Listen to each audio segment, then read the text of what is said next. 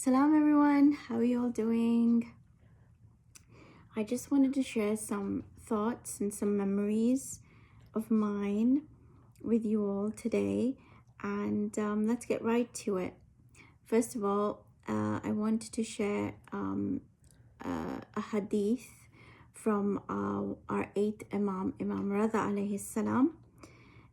He is the grandson of the Prophet, and he's from his lineage, direct lineage from the Prophet, and Imam Ali and Bibi Fatima, who is the daughter of the Prophet. So Imam Rida alayhi salam is very holy for us, and he's a holy Imam.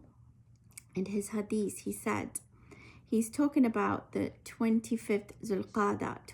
Zulqada is a month of the Islamic calendar, 11th month of the Islamic calendar. And I wanted to share this. This is why I wanted to share. It's very important. He said the night before 25th Zulqada, Hazrat Ibrahim alayhi salam, Prophet Abraham was born. And another prophet was born, another great prophet to Islam, who is Jesus, Isa alayhi salam. He was born on 25th, the night before 25th Zulqada, which is absolutely amazing. Isn't that fun? Isn't that great? The coincidence in the date, 25th Zulqada to 25th December. So that made me want to share. And it's good to share with each other when it comes to theology. So we learn from each other. It's basically we should be living in peace. It's very easy to live in peace, but people make it hard, especially nowadays.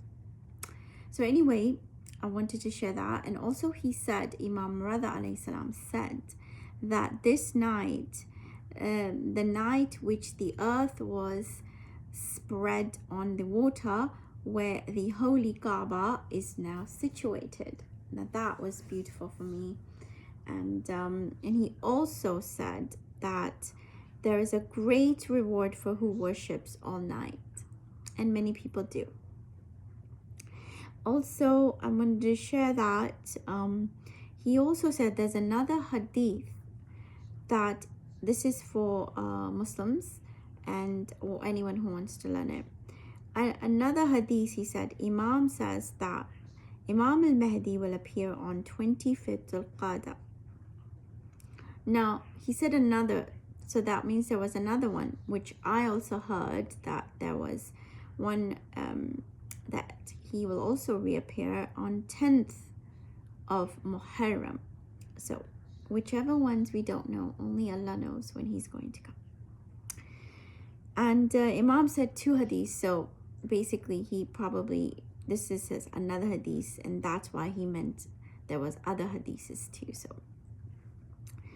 now I want to go on to another date, something to do with another date. So this I found as I was learning from the book Ashura Encyclopedia Dictionary, I learned that 10th Muharram was on 10th October 680 AD. So that was interesting for me to know. Now, people who don't know what Ashura is, let me read it out to you from this book. Ashura is a day of mourning and grief in the calendar of all Shia Muslims around the globe. This significant milestone commemorates the martyrdom of the Prophet Muhammad's grandson, Hussein ibn Ali alayhi salam, at the Battle of Karbala in 680 CE or AD. So that's Ashura. And that's really interesting that it was on 10th October. Now every time 10th October will come, I will remember it. So, and this is very important. This is what I learned. And I really wanted to share this with you all. It really hurt me. And I think this is wrong. So, let me show you. Here it is. I found it, and there's more in it, not just this post. There were other posts as well. It says, the way India's next generation learns history is about to change. Because CBSE's 2027 syllabus will highlight Indian rulers and remove Mughals from history books. Now, I think that is absolutely wrong. Mughals are the part of India, they're part of history, they're part of world history, and they're part of, there's a big part of Mughal Empire in India, and many Muslims that have lived there and Hindus together have learned from each other. So, and their lineage, the family lineage is living. Mughal Empire, the families are living from the Mughal empires. So there's a lot of history about Mughal Empire. I don't know. That is wrong to erase history. That's, for me, is hiding the truth. Anyway, also on that note, I'm going to talk about history of the United States. They also tried to erase history here, I think. I'm not sure about what their what was behind all this.